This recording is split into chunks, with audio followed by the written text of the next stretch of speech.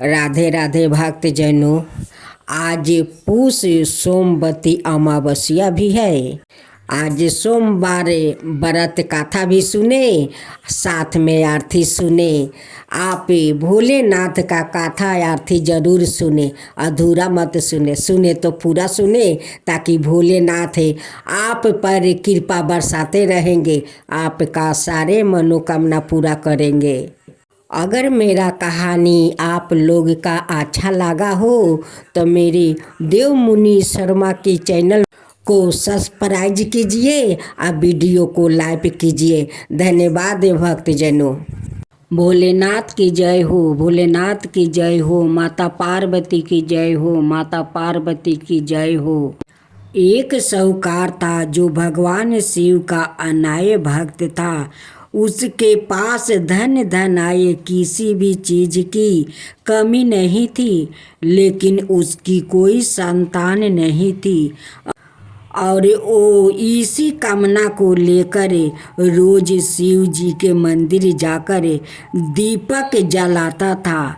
उसके इस भक्ति भाव को देखकर एक दिन माता पार्वती ने शिव जी से कहा कि प्रभु, यह साहूकार आपका अनय भक्त है, इसको किसी बात का कष्ट है तो आपको उसे अवश्य दूर करना चाहिए। शिव जी बोले कि हे पार्वती, इस साहूकार के पास पुत्र नहीं है, यह इसी से दुखी रहता है।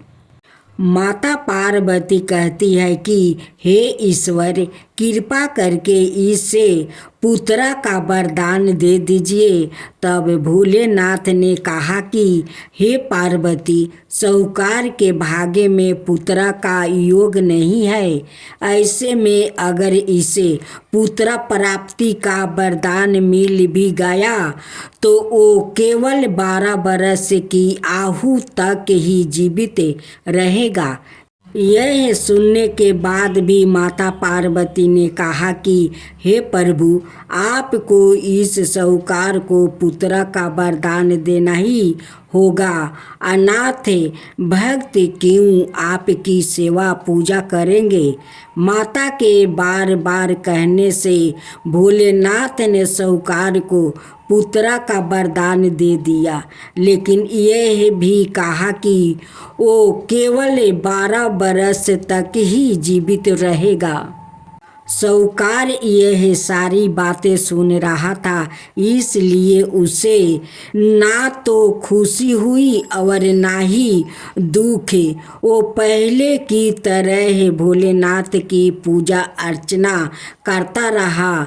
उधर सेठानी गर्भवती हुई और 9 महीने के बाद एक सुंदर सा बालक की प्राप्ति हुई। परिवार में खूब उत्साह मनाया गया, लेकिन साहूकार पहले ही की तरह रहा और उसने लड़का की 12 बरस की आयु का जिक्र किसी से भी नहीं किया। जब बालक 11 बरस की आयु हो गई तो एक दिन साहूकार की सेठानी ने बालक के विवाह के लिए कहा। तो साहूकार ने कहा कि वो अभी बालक को पढ़ने के लिए काशी जी भेजेंगे। इसके बाद उसने बालक के मामा जी को बुलाया और कहा कि इसे काशी पढ़ने के लिए ले जाओ और रास्ते में जिस भी स्थान पर रुकना, वहाँ यज्ञ करते और ब्राह्मणों को भोजन कराते हुए आगे बढ़ना। उन्होंने भी इसी तरह करते हुए जा रहे थे कि रास्ते में एक राजकुमारी का विवाह था। जिससे उसका विवाह होने वाला था वो एक आँख से काना था। तो उसके पिता ने जब अति सुंदर साहूकार के बेटे को देखा तो उनके मन में आया कि क्यों ना इसे ही घोड़ी पर बैठाकर शादी के सारे कार्य संपन्न करवा लिया जाए। तो उन्होंने मामा से बात की और कहा कि इसके बदले में वो अथाह धन देंगे। तो वो भी राजी हो गया।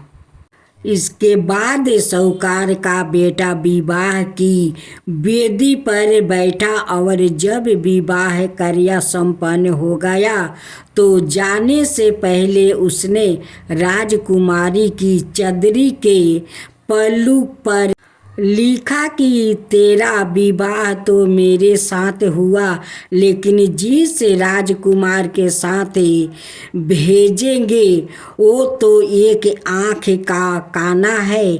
इसके बाद वो अपने मामा के साथ काशी के लिए चल गया।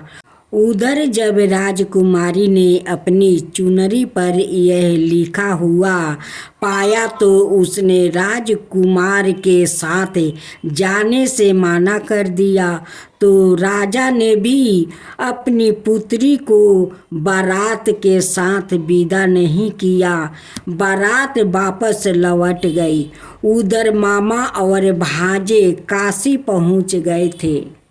एक दिन जब मामा ने जग रचा रखा था और भांजा बहुत देर तक बाहर नहीं आए तो मामा ने अंदर जाकर देखा तो भांजे का प्राण निकल चुके थे। वो बहुत परेशान हुए, लेकिन सोचा कि अभी रोना पीटना मचाया तो ब्राह्मण चल जाएंगे और जग का कार्य अधूरा रह जाएगा। जब जग संपन्न हुआ तो मामा ने रोना पीटना शुरू किया। उसी समय शिव पार्वती उधर से जा रहे थे तो माता पार्वती ने शिव जी से पूछा, हे प्रभु, ये कौन रो रहा है? तभी उन्हें पता चलता है कि यह तो भोलेनाथ के आशीर्वाद से जन्म हुआ साहूकार का पुत्र है। तब माता पार्वती कहती है कि हे स्वामी, इसे जीवित कर दीजिए। अनाथ रोते रोते इसके माता पिता के प्राण निकल जाएंगे। तब भोलेनाथ ने कहा कि हे पार्वती, इसकी आहु इतना ही थी सो वो भोग चुका है, लेकिन माँ के बार बार आग्रह करने पर भोलेनाथ ने जीवित कर दिया। लड़का ओम नमः शिवाय करते हुए उठा और मामा भांजे दोनों के ईश्वर को धन्यवाद दिया और अपनी नगरी की ओर लौटा। रास्ते में वही नगर पारा और राजकुमारी ने उन्हें पहचान लिया। तब राजा ने राजकुमारी को साहूकार के बेटे के साथ बहुत सारे धन धनाये के साथ विदा किया। उधर साहूकार और उसकी पत्नी छत पर बैठे थे। उन्होंने यह प्रण कर रखा था कि यदि उनका पुत्र सकुशल ना लौटा तो वो छत से कूदकर अपना प्राण त्याग देंगे।